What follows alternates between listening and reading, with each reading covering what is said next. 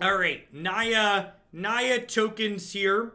This is a deck that we played once before and had some okay success with. We like 4-2'd or something in a league with it. We won more matches than we lost. Jensen, thanks for the half a year. Welcome back. One card that really kind of overperformed when we were playing this deck was Huatli Radiant Champion. This card gets to its ultimate very quickly and also produced large amounts of burst damage. It seemed especially useful in conjunction with lifelink tokens and staying alive in that manner. We've added a couple of Conclave Guildmage here as a way to give our big creature trample from Huatli, so we'll see if that ends up being useful at all or if it's potentially just too cute. Before we dive into some matches with this, though, I do want to make sure we sleeve our deck. Always want to make sure you sleeve it, chat. Otherwise, you could end up with Declan. Always use protection.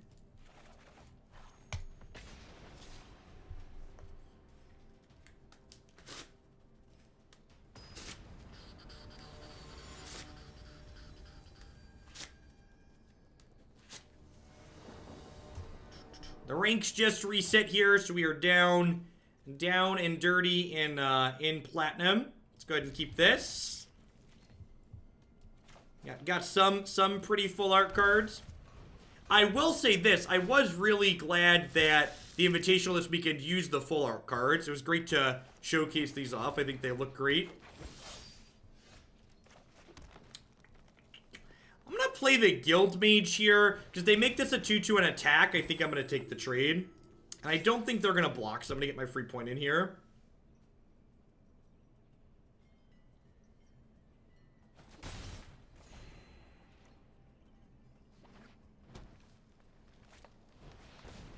The wave of Jace self-build build-around submission. I think there's going to be a lot of those submissions, and I think many of them are going to win more games, not on the back of Jace, but just on the back of other playable cards.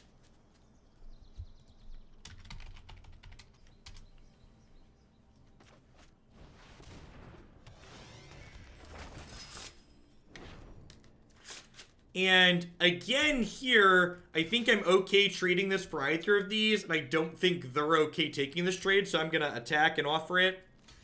Really? Okay. And I mean, I'm happy with that trade. That's why I attacked. I think that trade is good for me. Did I want a Warboss to flip Legion's Landing? No, I don't think so. I don't think I really want to throw away my 1/1. I guess that sets me up for Heroic the following turn, but I don't really know how valuable that is.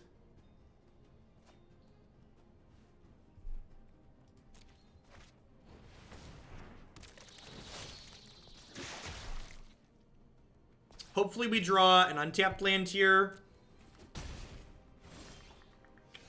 Another History's not a terrible draw.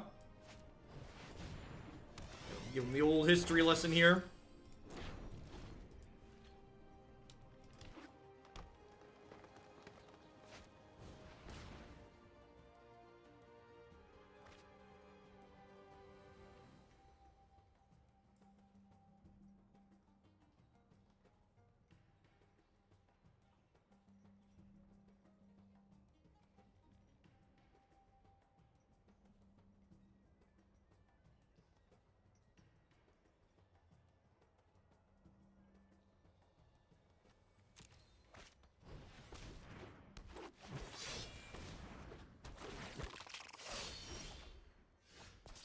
Alright, so this is popping off here. This does give me a nice way to flip my Legion's Landing for next turn. Although it's a little unfortunate that I can't Heroic Reinforcements this turn, since attacking with these at 4 toughness would be fantastic.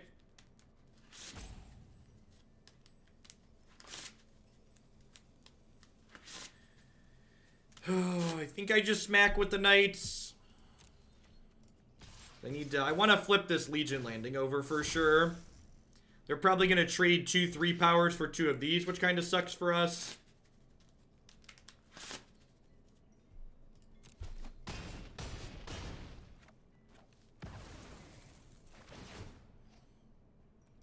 So the easiest way to think about speculation on whether or not something's going to improve an existing archetype is just like we talk about even without new cards. Be problem solution based. So when you're looking at spoilers and you're wondering, is this card going to fix this deck? Ask yourself the question, what problem does that deck currently have? And how does this new card work to address that problem for that archetype?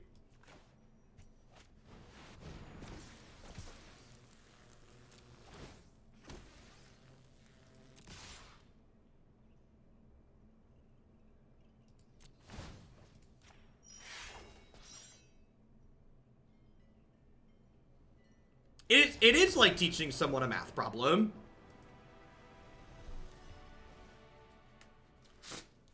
Talking and thinking about things in Magic is exactly like doing math. It's just this math is more practically applicable because you see it firsthand than some other of the math like algebra that's more abstract.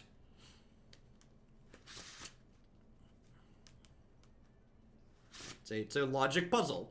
And then you have to ask yourself, okay, once you change that card attempting to solve that problem, like, what other problems are you potentially introducing by removing the card that you're removing? Because generally, cards are indexed for specific reasons.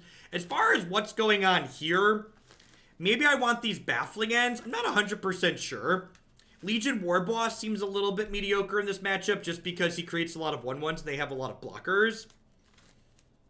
Ajani might be okay here for punching up over the top. Baffling End doesn't seem unreasonable, like I mentioned. Huatli pumps out an endless stream of creatures, also pseudo removal.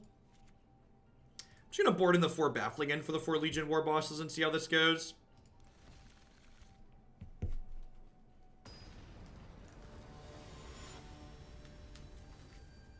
I'm very surprised that today didn't start off with Artifact for like 5 minutes. I firmly believe it's rude to make fun of the dead Foxicon, so I decided against doing something artifact-based as a joke.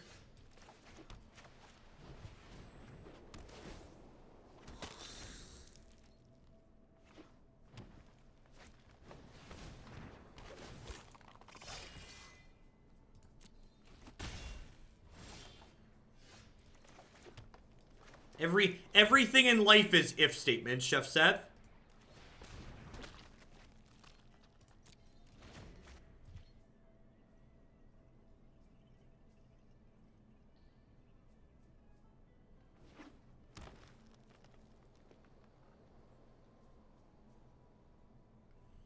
Actually, if you read Valve's statement must fall casting, it's really kind of cryptic and doesn't promise anything about making Artifact better.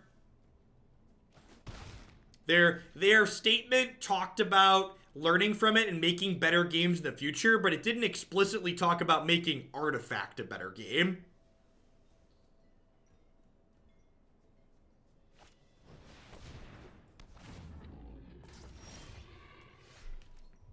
Which I think is an important distinction.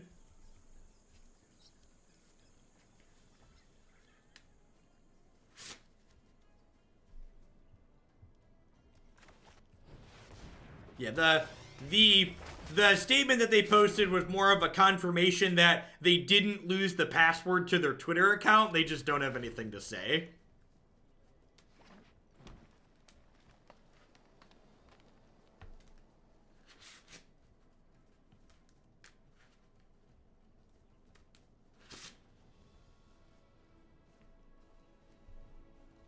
I completely got by an April Fool's joke this morning, but I'm not going to say where in the hopes it gets someone else.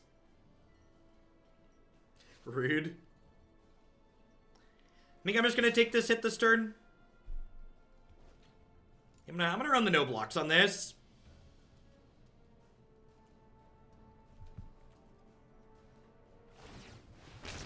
Because, like, if we hit an untapped land next turn, I get to go Huatli down tick on my lifelinker and, like, gain a bunch back here, which would be sweet.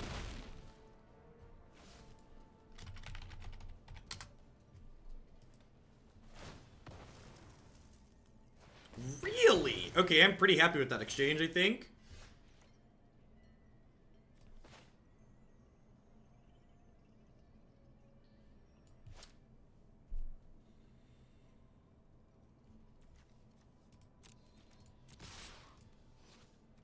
So I'm gonna flip Legion's Landing here. And then do I want to go History Legion's Landing, or do I want to Huatli? I think I want to go History Landing, and then next turn Huatli comes down and something punches like a brick wall.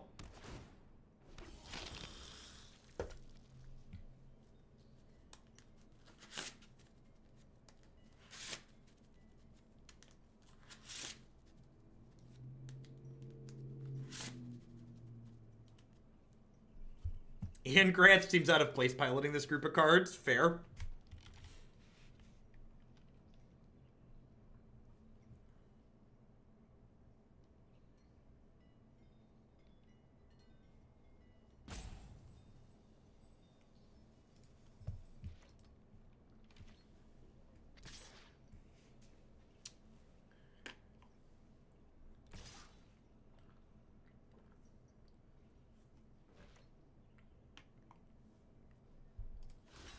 I'm going to use this as a gain 4. I don't think there's any mono green give trample spells I need to worry about here. It's not like I need to play around like Collision Colossus.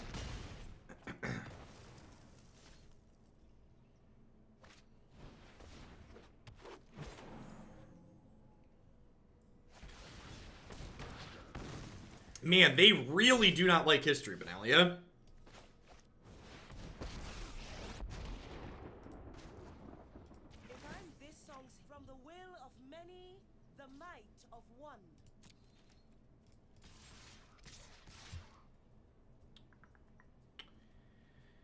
This'll happen. I'll gain 7 up to 11. I'll shock to 9. I'll play Growth Chamber Guardian. Doesn't seem unreasonable. Keep the untapped one.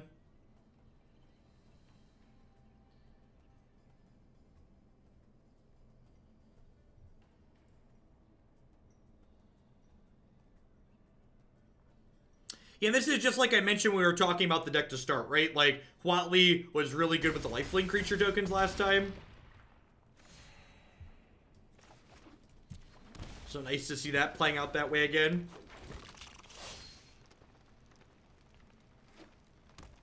The Chord League ended up okay, actually. Our record wasn't great, but we had a lot of really close games.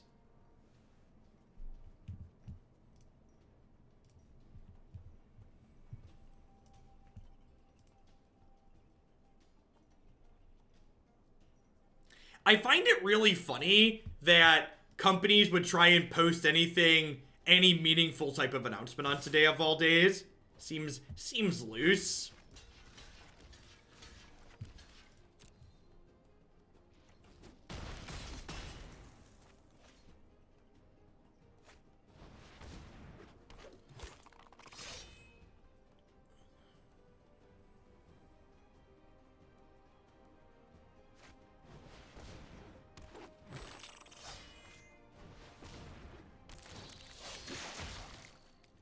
Sounds like a good way to bury news you need to make a statement on. That's true. That's true. All right, I think I'm going to fart this, play another one. And now, so if I down tick Huatli again here, she makes one of these lethal. So I could smack them, I could basically make them sacrifice a creature here. Or I could plus Huatli and threaten to ultimate her next turn, right? Because this would put her to 8 exactly. I kind of don't mind gaining 6 and making them sack a creature, though. This does mean she dies next turn, though. I'm gonna put her to 8 and pass. Putting her to 8 gives me some good flexibility here, I think. I like the plus slide for Timmy reasons. I do have a Danto here, so a Danto becomes like this really bad green-white search for Azcan to like make a 1/1 draw card.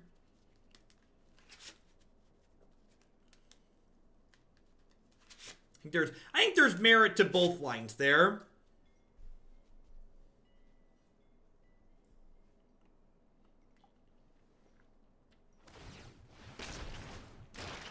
In my mind, the biggest miss about Duo Standard is that Duo Standard made mid-range decks not be very good. And in my opinion, mid-range decks tend to offer some of the best Magic that Magic has to offer because they offer so many decision points. Bumping Turbo Niv, Deerlick, thank you for the 1,000 biddies. I appreciate that. All right, so what in the heck am I doing here? Do I want to just try to start drawing cards? I think I want to just start drawing cards, right? I don't think they win if we emblem here. Let your defeat be a lesson to those who come after.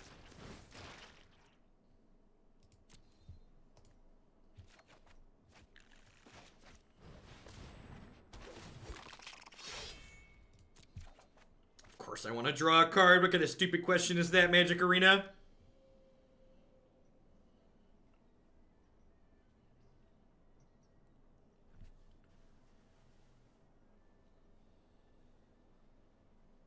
Like, for example, if War of the Spark's gonna push a bunch of really sweet mid-range Planeswalker-style decks, most of those kind of decks are probably very bad in a duo standard environment. Just because the types of decks that want to be more mid-rangey rather than being aggressive or hyper-controlling to metagame the aggressive deck, they tend to need sideboards in order to shore up a variety of matchups to have a real chance overall.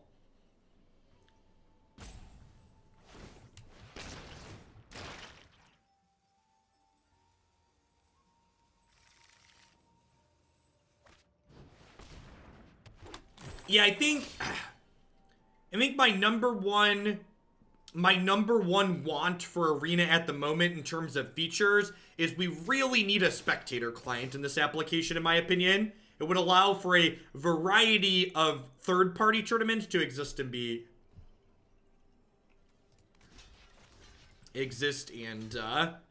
thrive.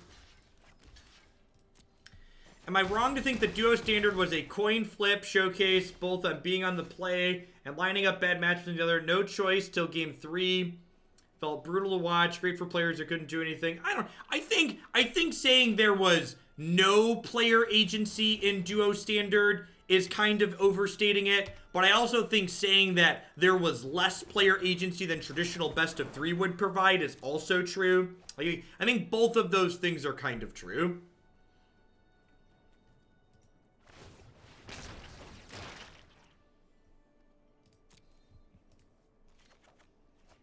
I don't really care about a friends list personally because the friends list is a thing that we have reasonable workarounds for until it exists, whereas like having a spectator client would enable things that we really can't feasibly do in the meantime.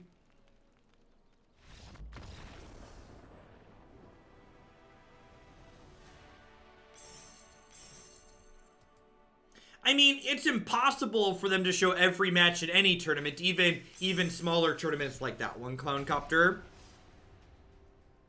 I think as a whole, the coverage for the weekend was fantastic.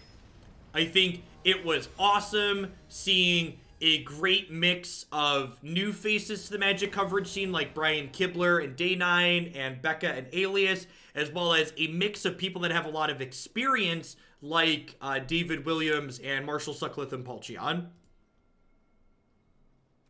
Yeah, probably Cabal. As always, all final decisions come through the forum. So if you want to say, hey, Jeff, will you play this thing? Please submit it through the deck form on my website.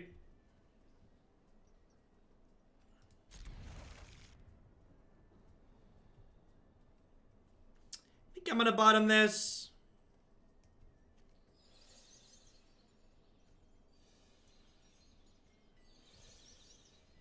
I think I just want to draw more lands here. Having 2 growth chambers in the opener is kind of awkward if they don't kill the first one.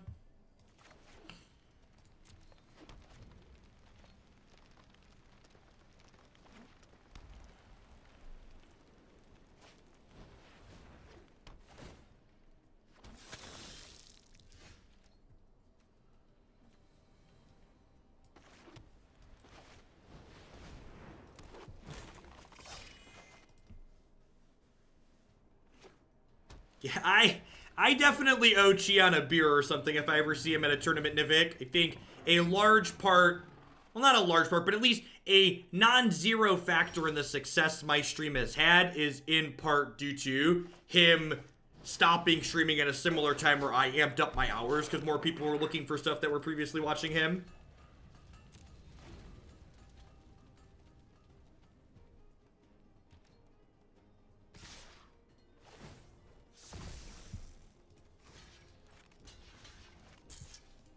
Just gonna trade off as aggressively as possible here.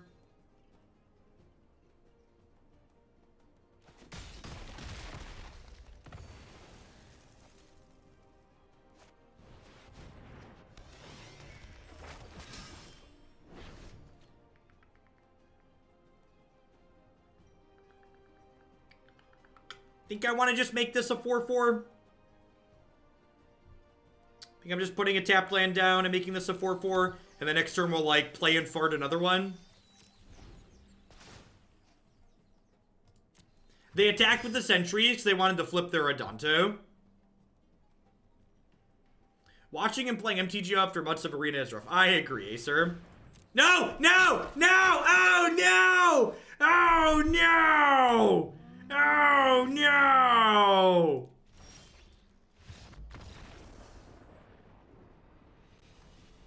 I don't wanna play with you anymore. The rank floor is warm. I'm trying again.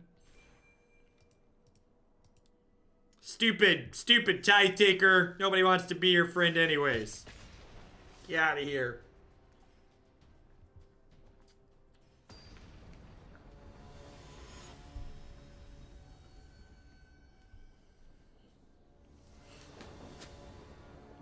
They cast a Tithe Taker, and I clicked OK instead of activating my Growth Chamber Guardian in response, and then I could no longer activate my Guardian. Because I'm a big dumb stupid.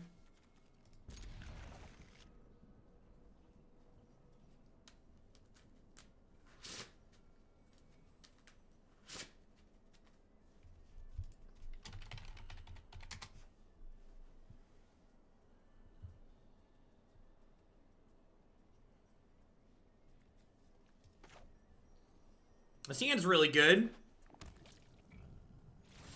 Ooh.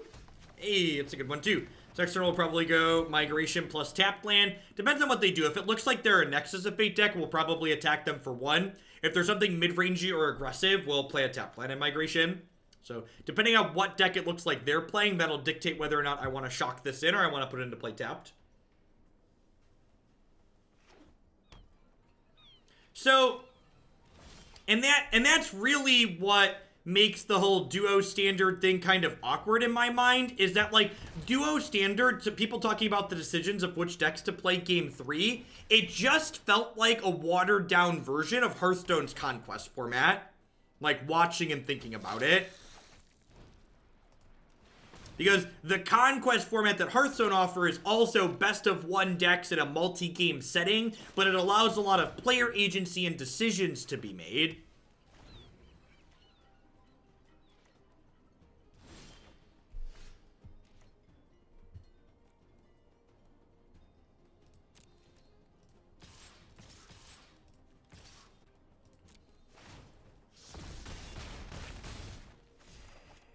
Sabotage me, baby. Oh, yeah. You do exactly what I want.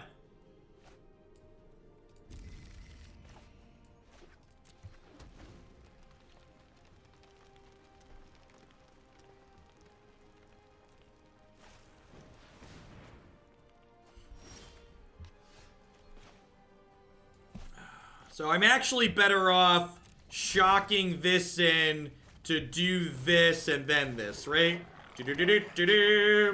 Kessel Runner, thank you for the 10 months. I appreciate that. Welcome back. Thanks for keeping me employed here. So close.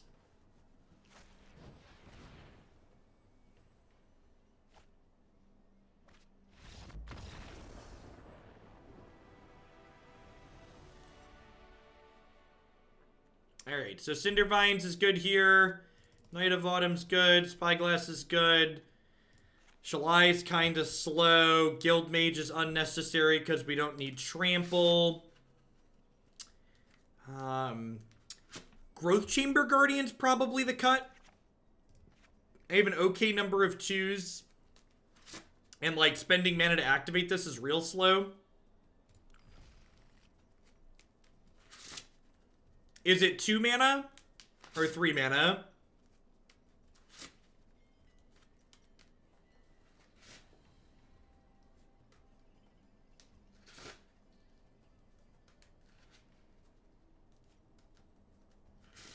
Two mana. Alright, well.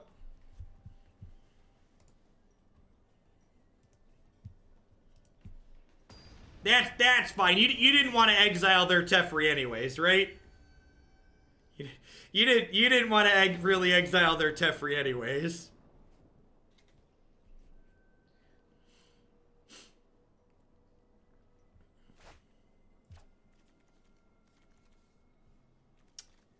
This hand's really good if we rip a red source on 2.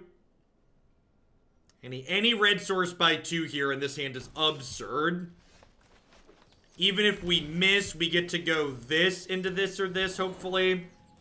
So one more shot at a red here. Alright, that'll do in a pinch.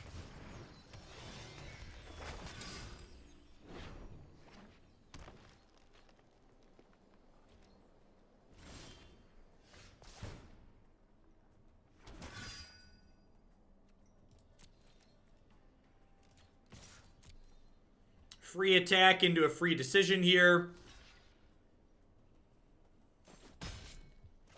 Oh, there's a code to get this one for free, right? I think I missed that one. I was doing most of them over the weekend, but I didn't get the ones they posted yesterday.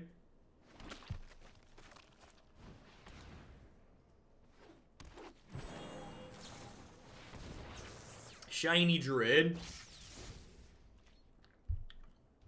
I'm gonna write that one down.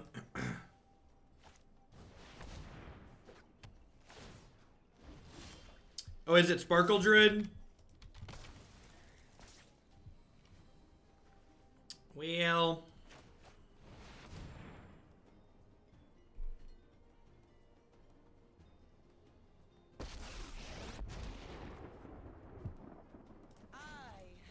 I'm gonna plus here, because I think they're likely to fog me this turn anyways. If I down tick this, they're incredibly likely to fog me. And it's not a lethal down tick, so.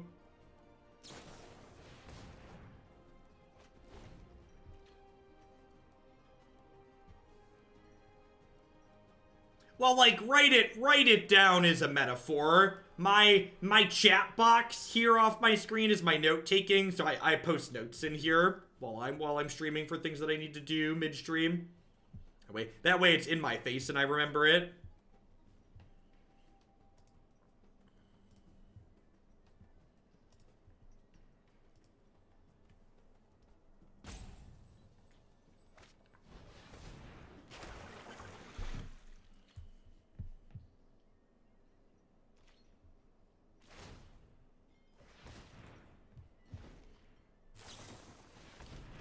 I did break the fourth wall.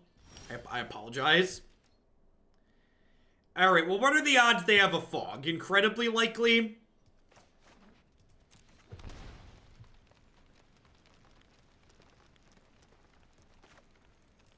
Let's do this to start. See what they do.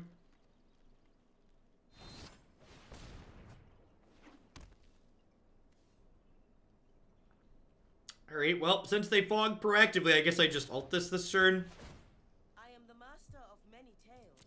Let me tell you of your defeat.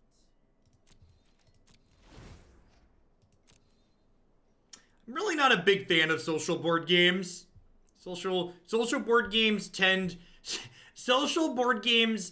to make it so if you're good at board games in your group, you can never win because you get ganged up on. Lou Mason, thanks for the 8 months. I appreciate that. Welcome back. Thanks for keeping me around. All right, so I think we just leave the Cindervines go at this point until they're in danger of flipping the Azcanta, which I guess they're kind of getting in danger of here.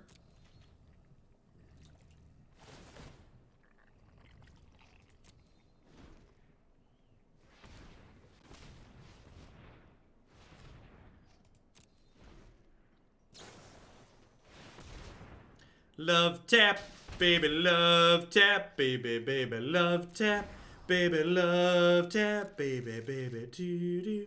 Do, do, do, do. They really need to fix this button so it doesn't, like, rudely say my turn when it's really not about to be my turn.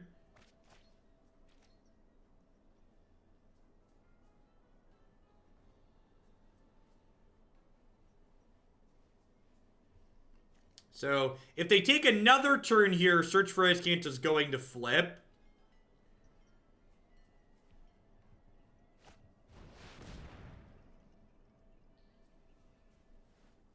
Woof. I think I just shoot Wilderness Reclamation here.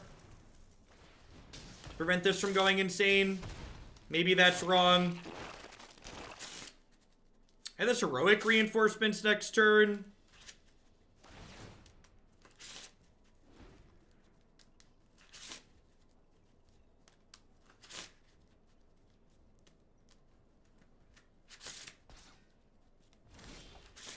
And this is the part where, like, we get another turn, but we're not really getting another turn because we don't get our combat step, which is the most important part of our turn.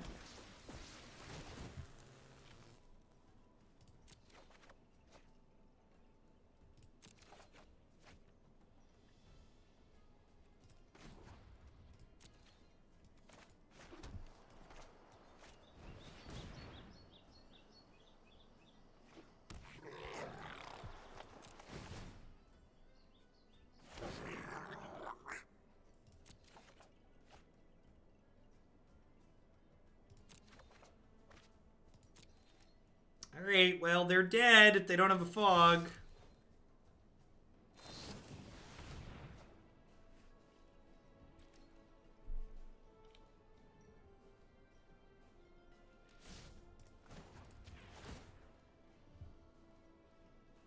My strength is our strength.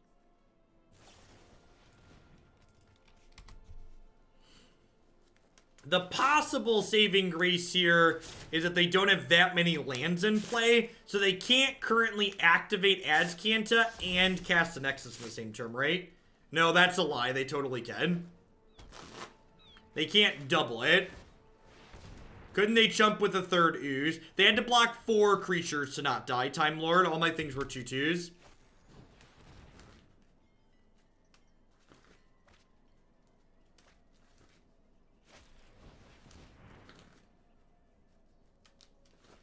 Alright, they bottomed a bunch there. Maybe we have a chance. Do I get a turn, Magic?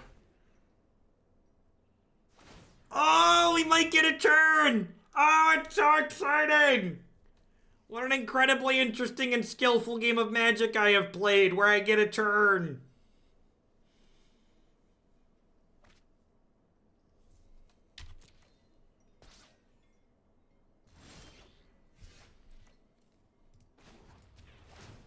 Let your defeat be a lesson to those who come after. Yeah, I mean, I have double emblem, but it's just like we need another naturalize. All right, sweet. That's a naturalize.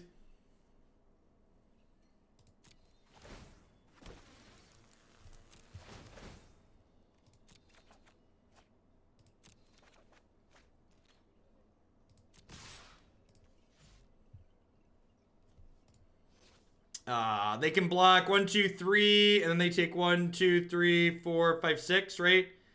They block 3, and then they take 1, 2, 3, 4, 5, 6. I should attack with 1 elf as well, because this means I beat a bounce spell. And it still leaves me land drop plus Night of Autumn, kill your Wilderness Reclamation.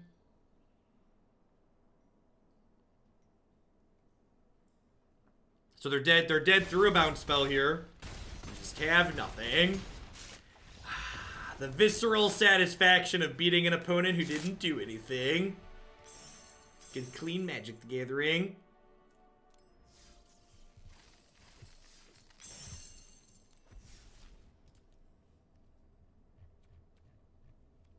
In each of us is the strength of all of us. In each of us is the strength of all of us. Oh wait, I forgot to go use my code. Hold on. Sparkle Dread. did do this before, I forget. The shadows. Alright, back to the magic.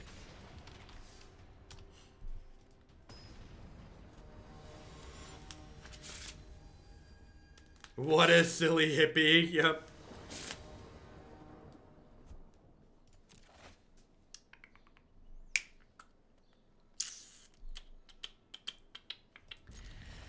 Alright, YOLO.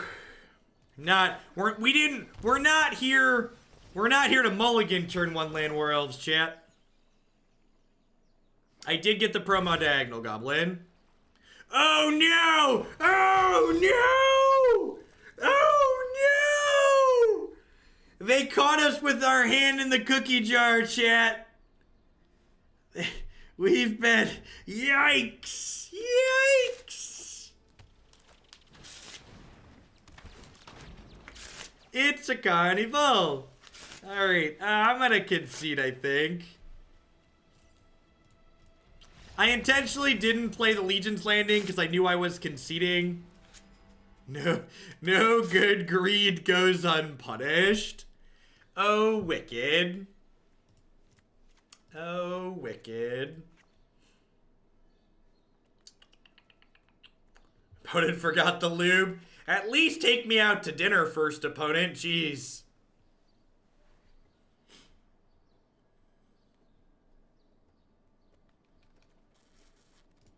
I'm gonna board in some of my card advantage planeswalkers. I don't know exactly what they're doing, so I don't want to change too much. They did, that's true. You could say they took me on a date to the carnival.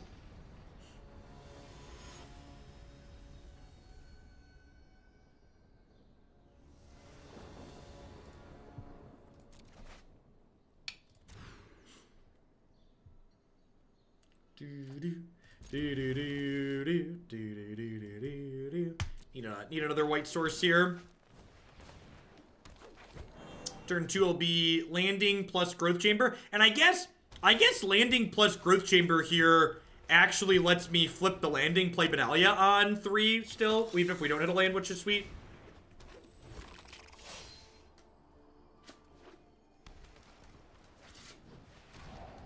Okay.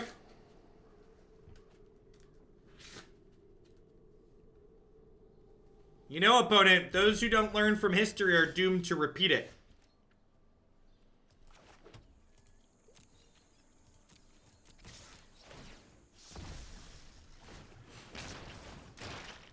I think I want to just do this.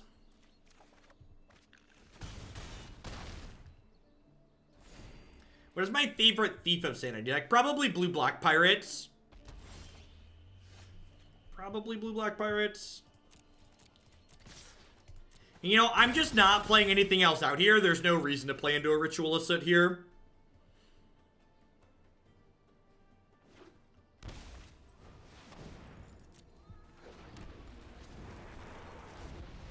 Red source. Red source. Rude.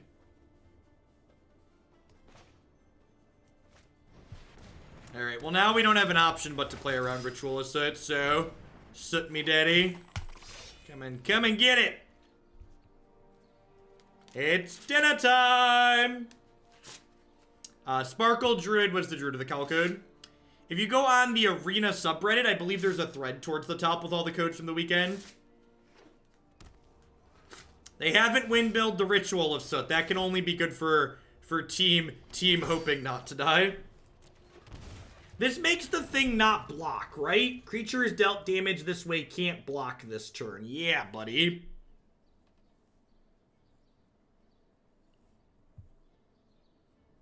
This is the long reading Huatli Warrior Poet pause.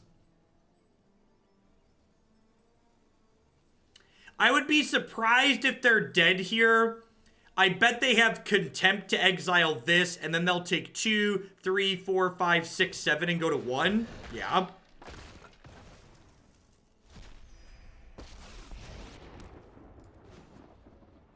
History is written by the victors.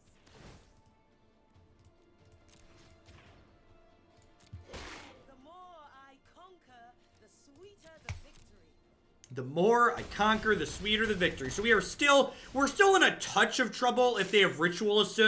But the fact that they're at 1 life here does mean the Adanto is probably going to be lethal eventually, even through a Ritual. So Ritual keeps them in the game, but I think we're still favored. The old 5 mana your creature can't block. Excellent. Excellent. Oh, you know what? The last time we played this, I think I totally concluded that we needed some Conclave Tribunals in the 75. I definitely did that. I definitely remember saying that. I'm going to make a couple of swaps after this one.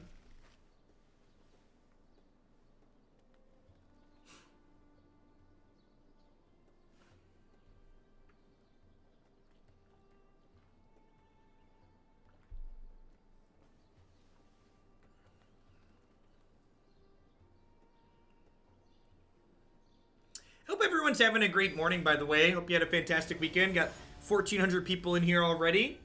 Thanks for dropping in.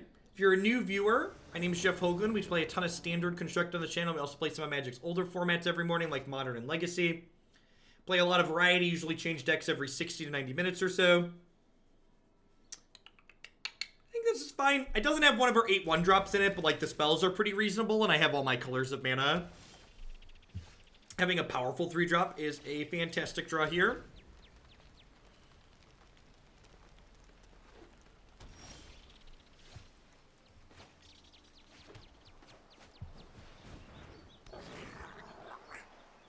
The ladder on Magic Arena is extremely volatile. At one point, I was rank 600 with like 2 hours to go. And I stopped playing for 10 minutes to see what would happen, and in 10 minutes, I lost like a dozen rank in 10 minutes. So if that continued, it meant I was going to have to win at least one more game, and then I tried to play one more game, and I lost 5 in a row, and at that point, I was out of time. Because I hit a bad streak right at the end.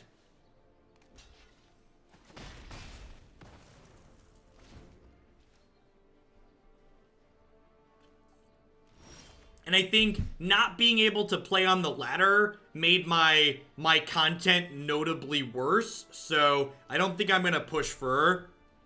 Do not think I'm going to be pushing for top whatever again. I think we're just going to say whatever. It is what it is. Magic's got an incredible amount of variance in it.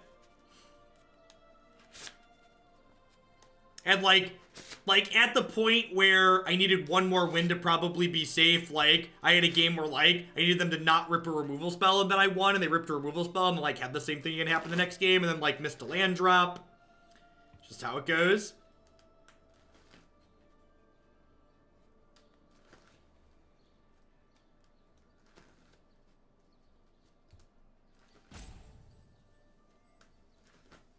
I don't know what I'm supposed to sequence here. I think it might be History plus Elf. I think I'm going to play History plus Elf.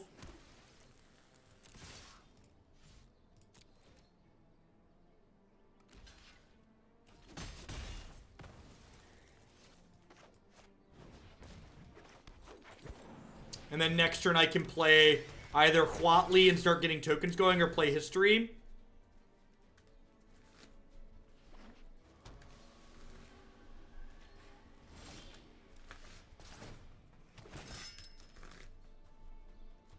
So if I play this, I can play Reinforcements and flip this. That sounds excellent.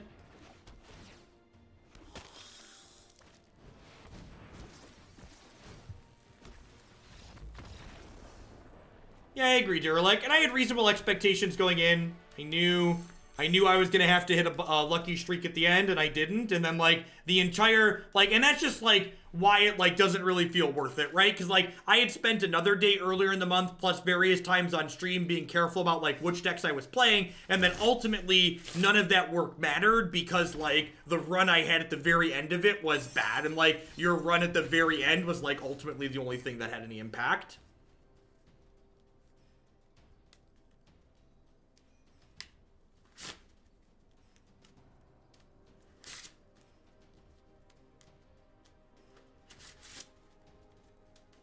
At the end of the day, I felt like trying to qualify for the top 1,000 was discouraging me from wanting to play Magic. Like, looking at the thing and going, this is my rank, do I want to play? That felt bad, right? Like, Magic's a game I play for fun. Like, I feel like if I sit down and want to play Arena, I should just, like, play because I want to play. And, like, having a system that made me ask myself the question, should I actually play when I want to play, seemed awkward. And I get that, like, that's all ladder systems, but that's definitely how it made me feel. Just like, well, I want to play Magic, but like, do I want to risk it here? I think I want to play Growth Chamber Guardian this turn rather than Llanowar Elves, because I would prefer to not have this die to a Goblin Chain Whirler next turn. I forgot to put Conclave Tribunal on the board again. We're almost done with this deck.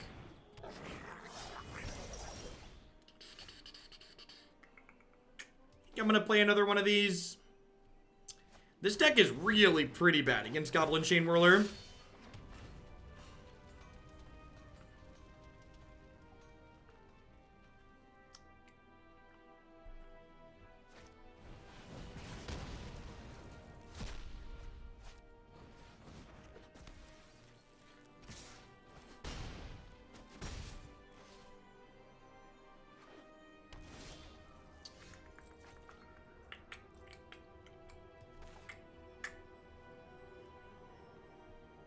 I mean, ultimately, at the end of the day, if I didn't really love Magic, Troll, I wouldn't be here, right? Like, there are a number of people who, like, grind Magic that fall into it like they're doing it because they have no other life skills. Like, if this stops generating income for them, they don't really have anything else to do. But, like, I've got a master's degree. I've, like, got relevant work experience doing software development. Like, I'm here doing this, and I've been here doing this for years because Magic's a great game, and I like playing it.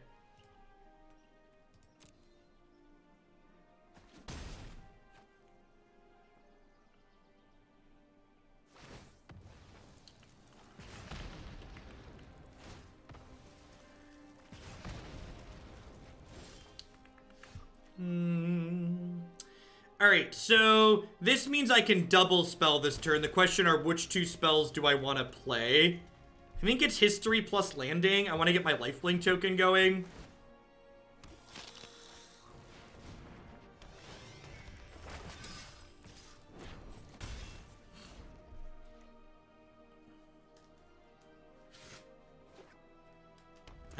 That's why I don't know, maybe I shouldn't talk about that call because it would probably upset them. I don't know.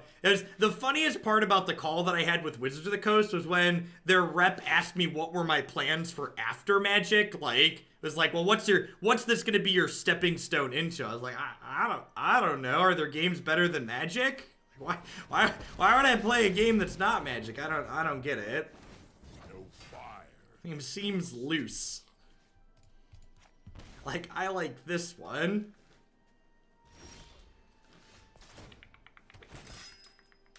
Alright, so I can throw away a knight to kill Angrath here, and that also flips my Legion's Landing, so I think that's meaningful.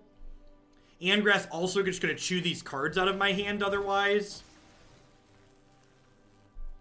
Tell them you want to play Hearthstone. I mean, to be fair, if I wanted to play Hearthstone, maybe I'd get invited to things. Maybe that was the issue. Not enough Hearthstone on my resume. It could just be that, like, they know they have me, right? Like, I'm not going anywhere, so they don't really need to do anything for me because I'm here because Magic's great. So I think I want to throw all four of these 2/2s at the Angrath, and I think I want to throw the 2 3/3s at them. So this way, they don't eat my lifelinker. Because my lifelinking tokens are pretty valuable here. And I need to throw 4 this way, so that way I guaranteed get Angrath off the table. Would it be any better if they took the top 1,000 players based on the cumulative time spent in the top 1,000 each season? That would be a sweet way to do it. That would be an interesting way where you could make not just the last few days matter.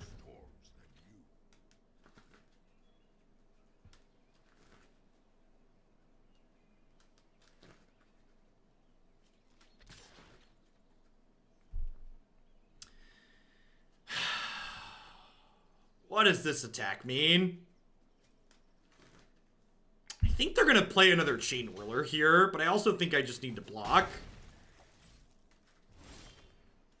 Really, nothing.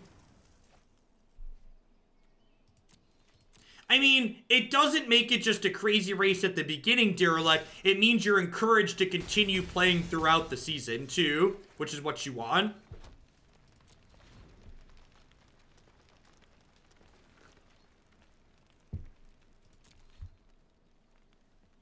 Well, so here's people... I think a lot of people just don't understand how these rankings work, because I heard people saying things like, that needs to be less volatile. Wizards doesn't directly decide how volatile things are. Like, the reason why it was volatile this season is because everyone was playing, so everybody's ranks were really close.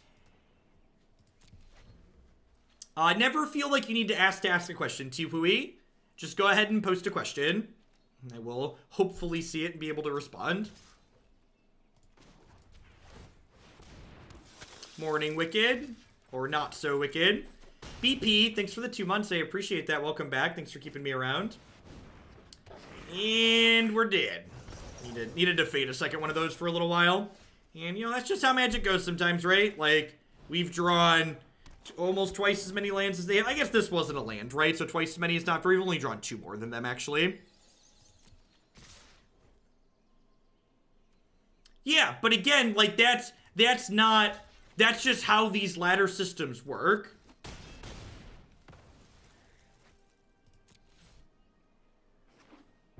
My favorite type of instant ramen. I don't eat instant ramen. I don't think I've ever eaten instant ramen. That's a pretty good draw. One of your finest 4/4s, please.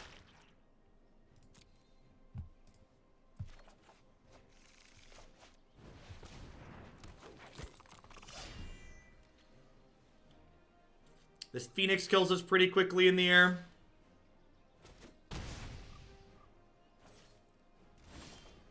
That is not the heroic reinforcements I wanted for Christmas. I don't think I've ever had real ramen, so to speak. Alright, so I need to trim some of the things that die to Chain Whirler, I think. I also want these Baffling Ends. Some Migration out matchup. I think I probably cut the Migration.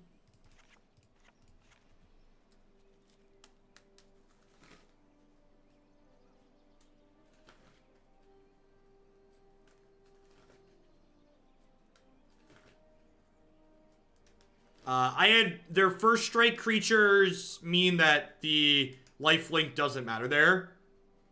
So first strike means I don't get any life. Legion Warboss is maybe bad. I probably don't mind trimming one of these if I'm cutting some of my cheaper creatures. I definitely wish I had some Conclave Tribunals against their Phoenixes, so I should put... we're gonna play one more match after this with this, and we'll slide some of those in.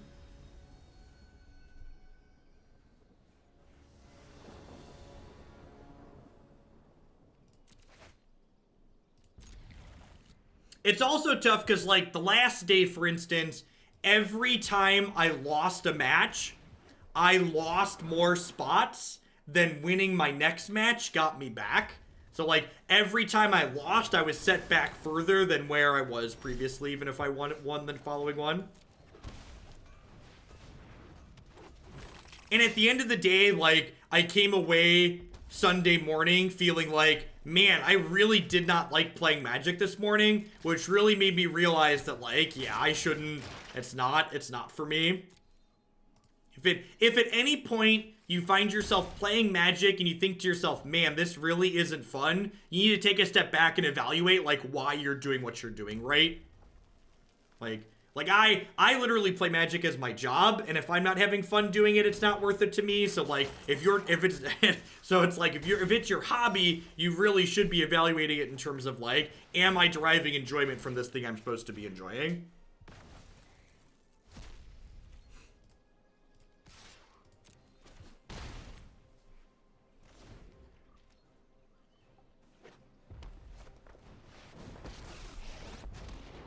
Where did I finish? No idea. Somewhere in the percentages. And that's a Karn, huh? So they're playing like a little bit of a bigger red deck. They had like Phoenix and Angrath game 1.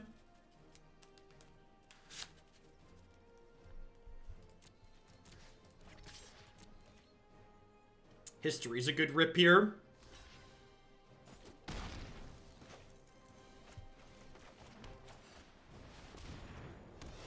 Does anyone know, did anybody go through and calculate what the final win percentage was of MPL players versus non-MPL players in the tournament? RQR, thank you for the 38 months. I really appreciate that. Welcome back. Thanks for keeping me around.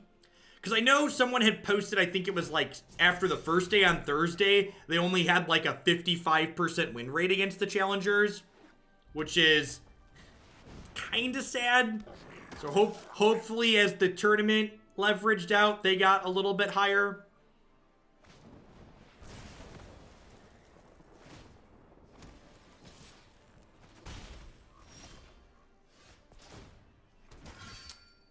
Huh. So I got a couple of choices here. The top 16 was half MPL players, I believe. I believe it was 8. So I can Heroic Reinforcements, force this Karn off the table. Alternatively, I could History plus Growth Chamber Guardian, and then next turn History pops. I think that's what I want to do. I think I'm going to give Karn a love tap down to 1 here. And I'm going to go History plus Guardian. Because then getting the History down is super appealing this turn. Because then next turn, this will make a Knight and this will make it bigger. And then I'll attack with 3 5/4s. Making sure auto order trigger abilities is off here. History plus Heroic is quite fantastic. Have a land, even if it does enable your black source. If they Carnage me here, I'm gonna be in a little bit of trouble. But I definitely don't want to give them Chain Whirler, I don't think. Yeah, like that's the real question, right? Like what is the meaningful? Well, we don't know. Was it designed to give them a better chance? Like we don't know that. That's kind of speculation. I'm not gonna block here because I don't want to lose this token to a Chain Whirler.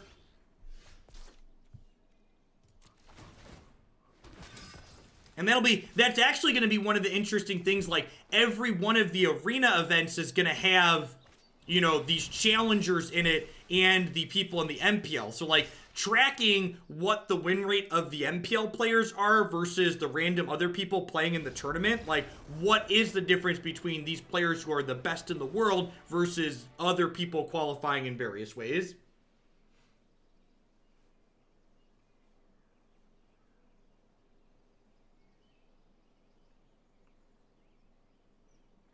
Yeah, I guess it depends on like what you're looking to say, Double, right? Like is the message you want to send like practice lots, become one of the best in the world, and your win rate's only going to be 55% against other random people? Like is that a message you want to send?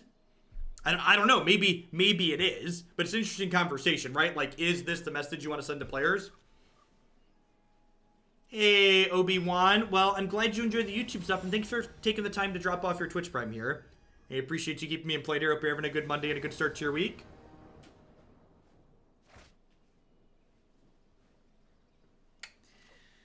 Is this good enough? I have all my colors, and I have plenty of lands. This is probably going to die, but I think the rest of this is fine.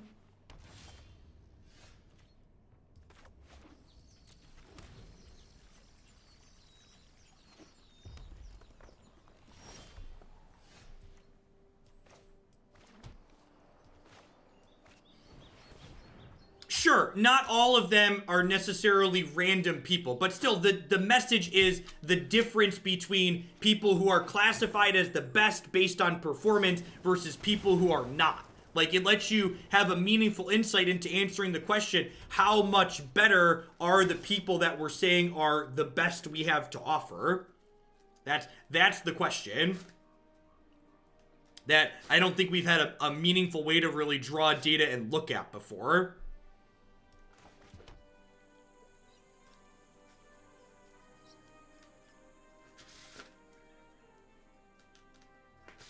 I mean, the MPL players all submitted what they felt gave them the best chance to win, Double Hawk. Like, a big part of skill in Magic is your deck selection ability. I think I'm gonna Knight of Autumn here. I think the way this game is playing out, where my opponent's start is really slow here, I might want to wait till I have 5 mana to play this Growth Chamber Guardian so I can play and activate it all at the same time. I'll make this a 4/3. It might just die to a removal spell here, but that's a removal spell that then is not eating my Growth Chamber Guardian.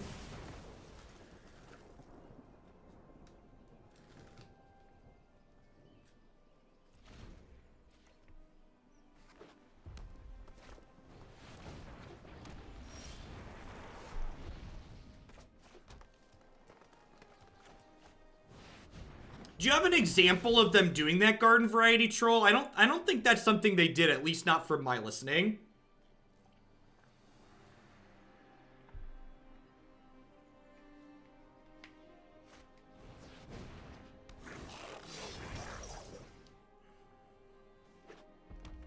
They have a Lightning Strike here too. Man, brutal.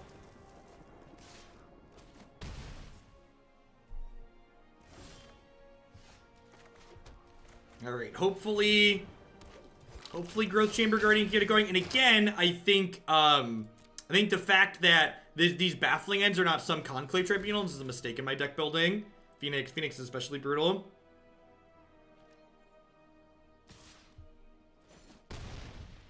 Hey, Zero, thanks for the 3rd of the year. I appreciate that. Welcome back.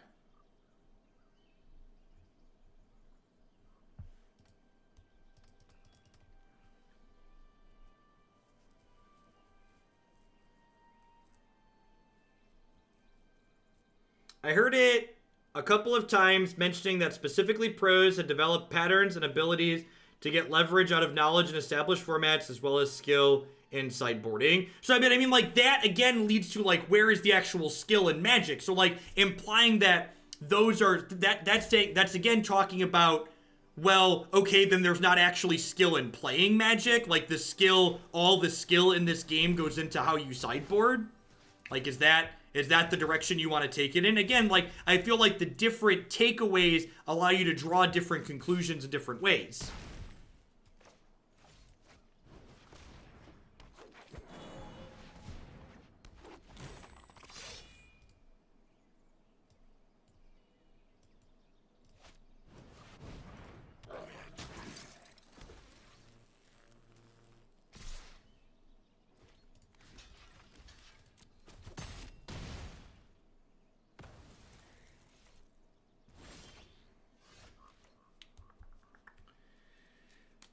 Hey, Cookie Lord, thanks for the sub. For the conversion, I'm not sure how that works. Do I want to risk being dead to a lightning strike next turn? I think I do. I think I'm going to Baffling End and then fart this.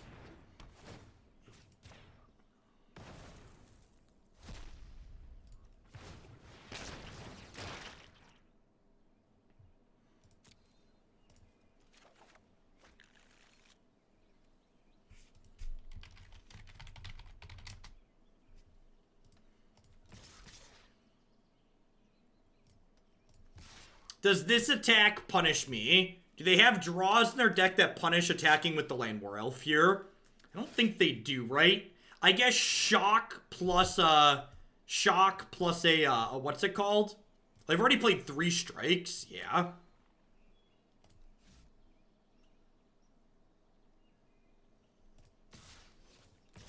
Does adding 1 more point of damage matter?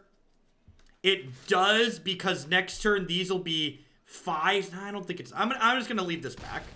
Just in case there's a random... Their build's a bit of a bruise, so in case they have a random haste creature, I want to play around it.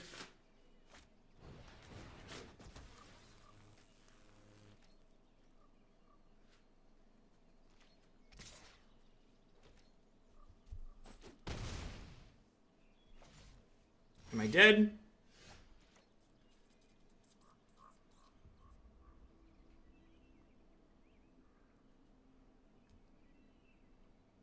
If they had any removal spells, I'd have died, right?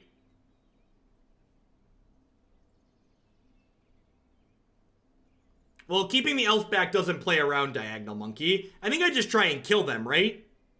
Like, they haven't played any non-burn removal this match, right?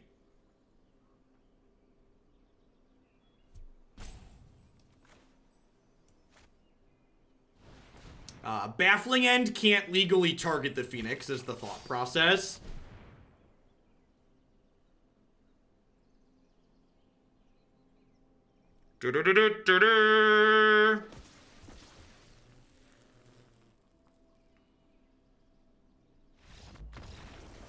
No worries, Blade. Reading the card often explains the card. And in fact, we were talking about, so I'm going to make a quick change here in the sideboard. I think a couple of Conclave Tribunals are good and necessary.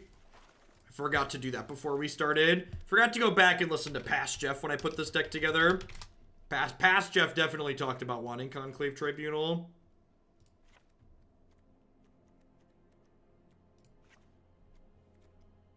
I knew that and confused it for Tribunal. Yep, and to be fair, I'd been talking about Tribunal, so that's not completely unreasonable. How much longer are we on this deck? I'm going to play one more match, then we're going to pivot to Memekin.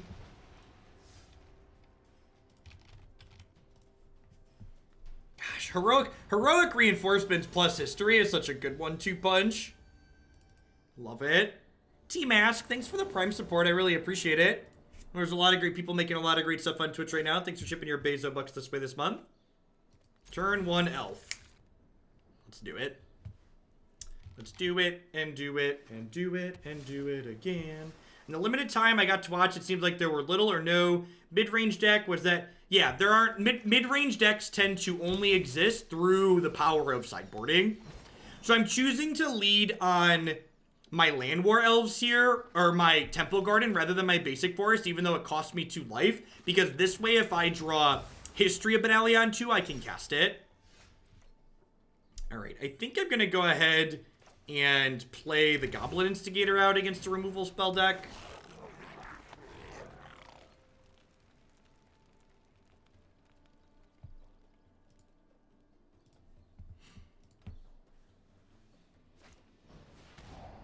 It is smart. It looks like Wizards is paying a bunch of people from other games to stream Magic again around the invitational hype, so that's a smart idea. Definitely think sponsored Twitch streams are some of the, and I am biased in this opinion, obviously, but I think sponsored Twitch streams are some of the best money your advertising can buy. If your product's good, getting people to actually see your product is just fantastic.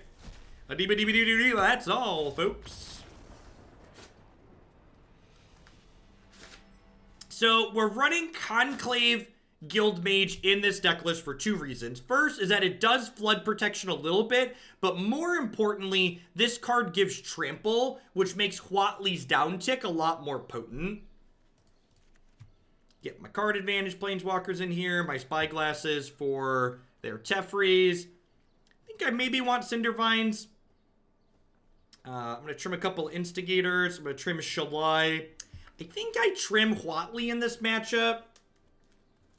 I don't know. This is close. I think I trim at least 1. It's a little bit awkward against their sweepers. But, like, if this ultimate happens, I can't lose the game, basically. Maybe I want all of these Instigators just to maximize flipping Legion's Landing. I'm going to trim Llanowar Elves here and see how that feels. I have enough lands to do that. Yeah, there's 24 lands in this deck. I'm going to trim the Elves in this matchup because they're kind of low impact. And they just get swept away by things like Kaya's Wrath and Cry of the Canarium.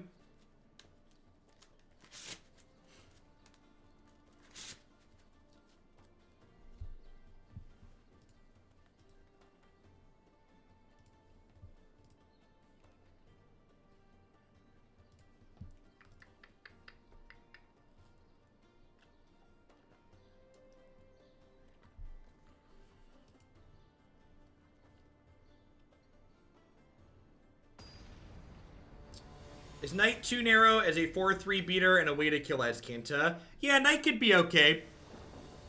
Could see that being a reasonable card to bring. I'm not quite sure what I'd want to cut, though. I really hate mulliganing against a deck full of Thought Erasures, but that hand's just not good. This hand is excellent. Needs to draw a couple of lands, but very good otherwise. Don't duress me. God bless. Okay, perfect. All right. Let's draw a white source next turn, and we'll be on our way. You can have both Huatlis in play at the same time. So Planeswalkers are based on the name of the card, not the Planeswalker type. Although, fun fact, if you're new to Magic, that's a newer rule. Previously, that was not how it worked. Show me what you're working with. Lyra Dawnbringer. Yikes. I guess I should bring in Conclave Tribunal to hedge that plan. Can I beat that card? Oh, I don't think we can. I promise this is not April Fool's. What's going on, Alex? Thanks for the 18 months. I appreciate that. Welcome back. Thanks for keeping me around.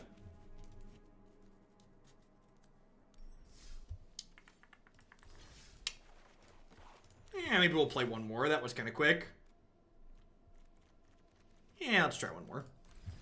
Believe it or not, my tiny creature deck is bad against the Cry of Canarium Kaya's Wrath deck. Weird. I had an okay weekend. It was alright.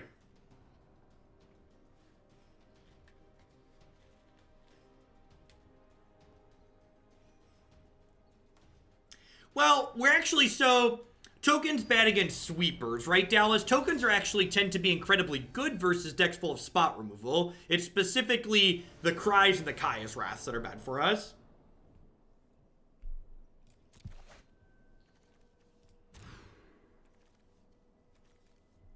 I see I'm super good.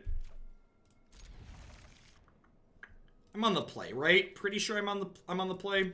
Yeah. If I was on the draw, I'd probably keep that.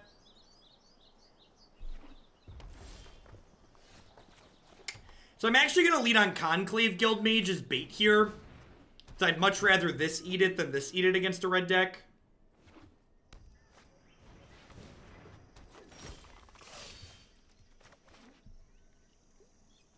So this is probably not going to be able to block next turn, and I'd love to trade, so I'm going to go ahead and attack here.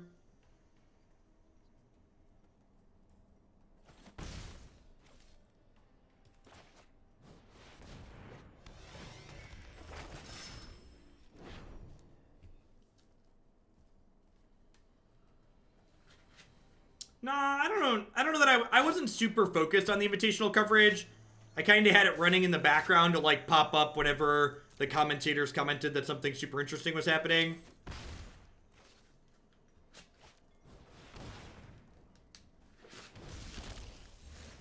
I do know I completely zoned out almost every time there was an Esper mirror on. Second history. Confirmed good. Attack for 12 on turn 4 sounds great. A couple people have talked about them going back to like Battle from Zendikar in the new non-rotating format. I really don't want to think about the History of Benalia Gideon Knight ally curve, because the tokens Gideon makes get pumped by History of Benalia. Sounds real vomit-inducing. So hopefully they don't go back that far. So I'm actually going to block here because the way the board is set up right now, if they want to activate this to not trade and eat my guy, the only other thing they can do this turn is shock. And if they don't have exactly shock, they're going to be really far behind.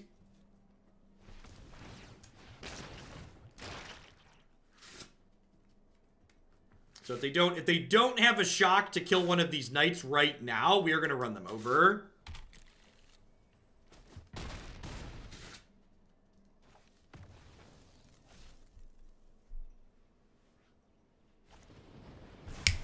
Rats. My gamble on making them a little bit resource inefficient not paying off. Unfortunately, we didn't rip heroic reinforcements to lethal them. I think it's better to turn this into a 4/4 rather than play Shalai here, because the green-red Warriors deck tends to play Collision and Kroll Harpooners. This is pretty likely to just eat it if we play it out.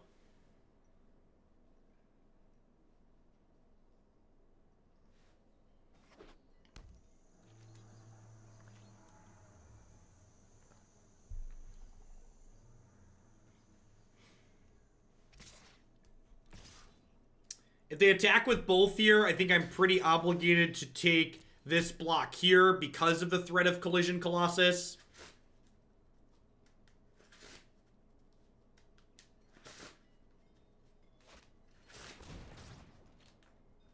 Maybe I'm supposed to double block there to make that play worse for them.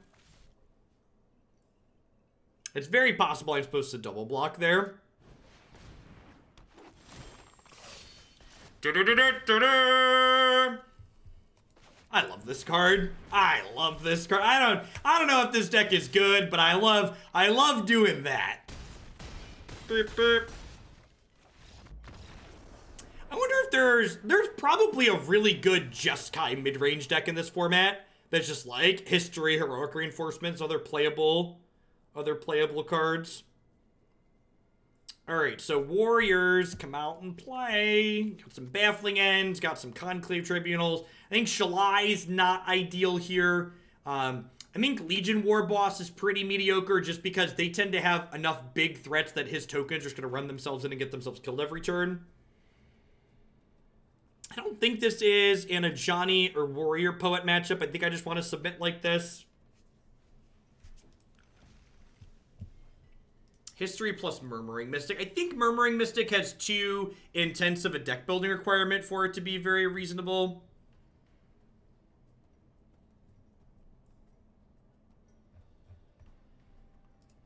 Like, Murmuring Mystic drags a lot of baggage along with it. I agree with that, Forklift Professional. The cinematic for War of the Spark was A+.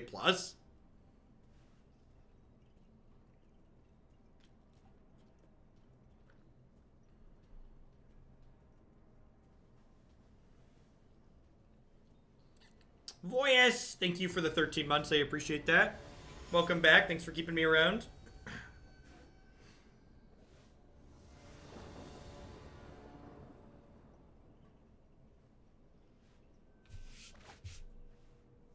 This is an excellent Hearthstone hand. Unfortunately, this is Magic the Gathering, so we need to mulligan looking for some lands. Perfect.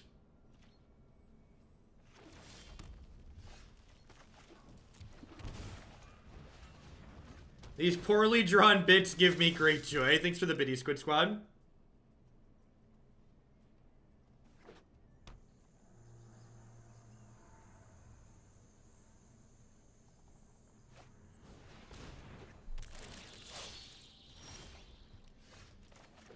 Alright, who's got 2 thumbs and concedes to Goblin Chain Whirler? This guy right here.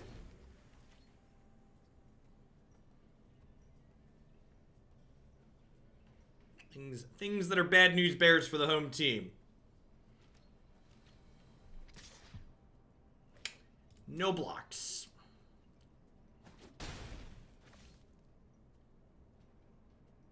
Please just play a 4/4. Please just play a 4/4. What?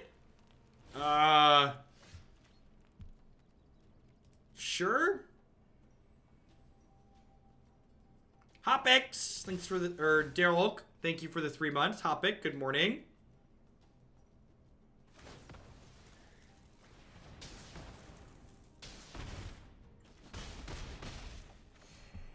Weird. Okay, deal. I mean, I kind of wanted the Legion's landing, I guess.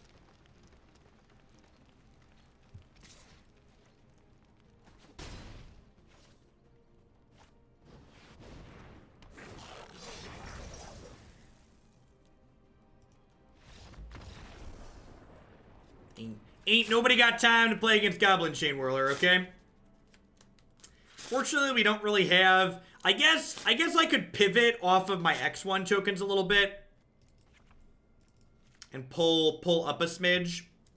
Like on the play, I can Legion Warboss rather than Saproling Migration. That's probably a reasonable swap. Obviously, I still have Elves and the Legion's Landing token that are 1/1s, but I can't cut everything. They're kind of core to my game plan. I can cut my lower quality X1s, though.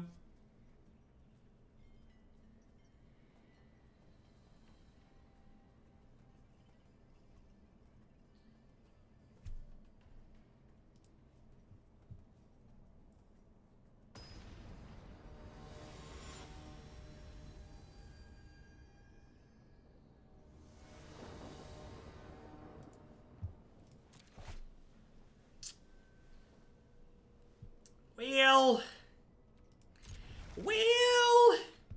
I'm going to play Rootbound Crag tapped on one here, because this way if I draw an untapped green source on 2, I can go Elf.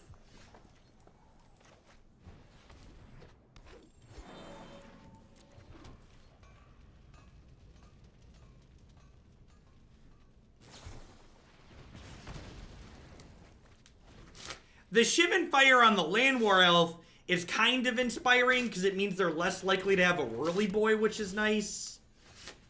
That's fine. I didn't feel like playing Magic for this last match with this deck anyways.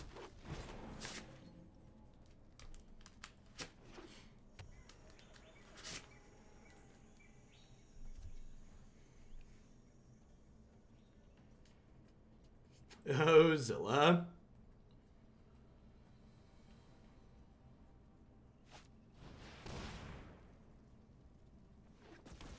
Really? Aggro 3/3. All right.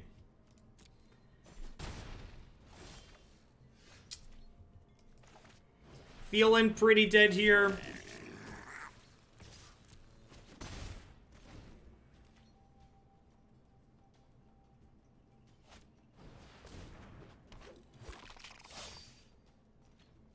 I guess if I draw a land, running heroic reinforcements might be okay here. Womp womp.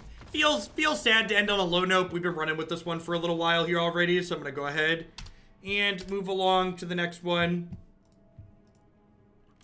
All things considered, my biggest takeaway from playing this deck is that heroic reinforcements and History of Benalia is a real sweet combination. And it makes me wonder if there's something more mid-rangey in the format that can leverage these two cards, like maybe a Jeskai Shell, or even just like red-white mid-range. I feel like you probably need a third color just because straight red-white doesn't have a ton of meaningful interaction for like the stack or like the Nexus of Fate decks, but can we make an alternative reality where Tibalt is pushed and Teferi is mediocre? Thank you for the very generous tier 2 resub, Yak.